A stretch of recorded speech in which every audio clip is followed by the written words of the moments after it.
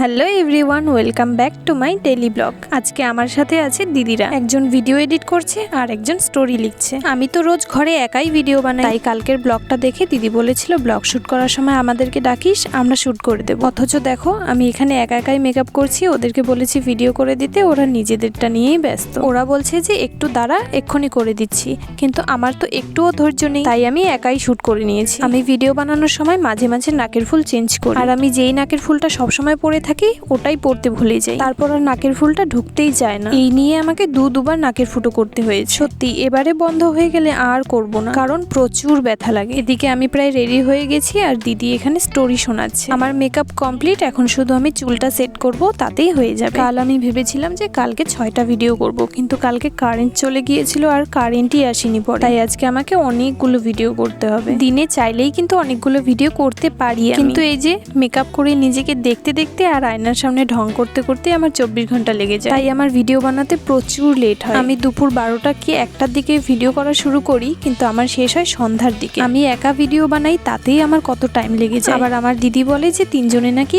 একসাথে ভিডিও বানাবে, এটা কোনোদিনই সম্ভব না, কারণ এই ট্রানজিশন ভিডিও বানাতে প্রচুর টাইম লেগে যায়। ঘরে ফোন সেট করা, ব্যাকগ্রাউন্ড সেট করা, প্লাস আবার মেকআপ করা। যাই হোক, আমার একটা লুকে একটা ভিডিও করা কমপ্লিট। এখন আমি এই লুকে আরো একটা ভিডিও করব। এই লুকে ভিডিও করা হয়ে গেলে তারপরে আরো একটা লুকে ভিডিও করব, যেখানে আমি ব্ল্যাক শাড়ি পরবো। আজকে আমি সবগুলো লুকেই ব্ল্যাক কালারই পরেছি। ব্লগ আর ট্রানজিশন ভিডিও শুট করতে করতে আমি ব্লগ করতেই ভুলে গেছি, মানে আমি ব্ল্যাক কালারের শাড়িটা পরে ভিডিও করাও শেষ, সেটা আমি ব্লগে দেখাতেই ভুলে গেছি। যাই হোক, কোনো ব্যাপার না, সবই ঠিক আছে। কিন্তু এই ভিডিও করার পরে ঘরের যে অবস্থা থাকে, এগুলো আর গোছানোর এনার্জি থাকে না। তার মধ্যে এরা যদি আরো আড্ডা মারার জন্য বসে থাকে, তাহলে তো আরোই কিছু করতে ইচ্ছে করে না, আর আমি করবও না, কারণ আমার দিদি তো আছে। ছোট বোন হলে কত সুবিধা, সব কাজ বড় দিদিকে দিয়ে করানো যায়। আমার দিদিকে আমি একটু ভালো করে বলবো, ও আমার সব কাজ করে দেবে, কিন্তু মাঝে মাঝে ওকে একটু ব্ল্যাকমেল করতে হয়। যেমন আজকে আমি ওকে ব্ল্যাকমেল করেছি, ওর কাছে ভালো একটা স্মার্টফোন নেই যে ও ভিডিও বানাতে পারবে, তাই ও আমার আর কাকুরিদির ফোনটা দিয়েই ভিডিও বানায়। আর দিদিকে আজকে আমি এটাই বলেছি, তুই যদি আমার ফোন দিয়ে ভিডিও বানাতে যাস, তাহলে আমি যতগুলো অগোছালো করে রেখেছি সব গোছা তুই।